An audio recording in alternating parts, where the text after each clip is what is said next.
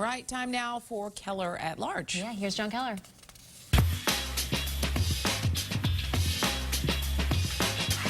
Well, good morning and happy Labor Day weekend. Of course, Labor Day is the federal holiday set aside to honor the contributions of the labor movement and the American worker to our country. And it's our custom on this Sunday of Labor Day weekend every year to get an update on the local labor movement. Here to help us do that, the president of the Massachusetts AFL-CIO, Steven Tolman. Steve, welcome. Thanks, John. It's nice to be here. Always good to have you here. So according to the most recent stats from the Bureau of Labor Statistics, the percent of American workers in unions was down to 10.5% in 2018. Those are the most recent numbers. That's barely half of what it was 35 years ago. In Massachusetts, we're at 13.7%. That's slightly up over the previous year, but only good for 14th largest among the 50 states.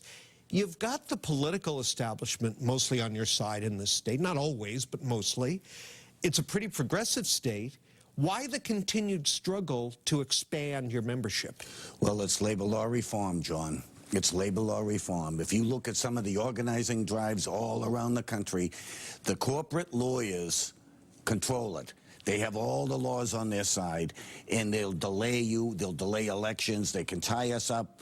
It's actually an example of how it works. Well, you know what, John? If you take a look at an organizing drive, you have to get 50% to call for the cards, over 50%. Right. And then at that point, the companies can delay. They have all these tactics to delay. They can have different reasons. You could have, you file unfair labor practice with the National Labor Relations Board, and then depending on who's in charge down in Washington, if you have a National Labor Relations Board that isn't very friendly, as we have currently, things sit on the shelf and nothing gets done. And then at that point, the lawyers come in, they have the meetings, and they talk about why you don't need a union. We need labor law reform so that you can have elections quickly. And John, what's really important, the statistic to pay attention to, is that we have a 20-year high of a 63% support for organized labor.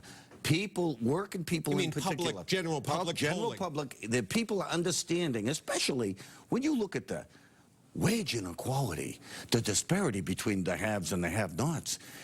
You know, it's really significant today. And so when you look at that, people are realizing, well, what is the alternative? What can get us out of this? And they know that the only answer is organized labor. Well, union members in Massachusetts are not necessarily, for the most part, among the have-nots. You've got the second highest average wages in the country for union members. And it's the highest cost of living. Look at what it costs to buy a house. I mean, look at everything we have, John. The problem, I think, here in Massachusetts is I go back 20 years when the governor at the time said that we could afford to take that tax cut from, like, bringing the income tax from like 6% or 5.9 down to 5%. And with that and other tax cuts, we're out $3 billion every year in Massachusetts. You add that up, John, and over 20 years, that's $60 billion. Could you imagine the financial shape Massachusetts could be in if we had $60 billion to pay down our debt, to invest in IT, to invest in our education, which is drastically underfunded, public education? Yeah. So we've got to take a break in a moment, but you mentioned Washington and the current administration. As you watch the Democratic candidates for president debate and campaign, who jumps out at you? You can name multiple people if you like, but who jumps out at you as talking labor's language? Well, clearly, Elizabeth Warren, our state's national senator. Elizabeth Warren has, and I know her because we got to know her when she was running for the U.S. Senate. We know where her values are. You know, they're about restoring the integrity of the middle class. She understands we need a real labor law reform. What about Biden? I love Joe Biden. Joe Biden, remember, John, I'm a railroad guy. And Joe Biden's a patron saint like Joe Moakley in support of railroads nationally. Joe Biden's a good man. Bernie Sanders is a good man. I like Booker, you know, Carmel.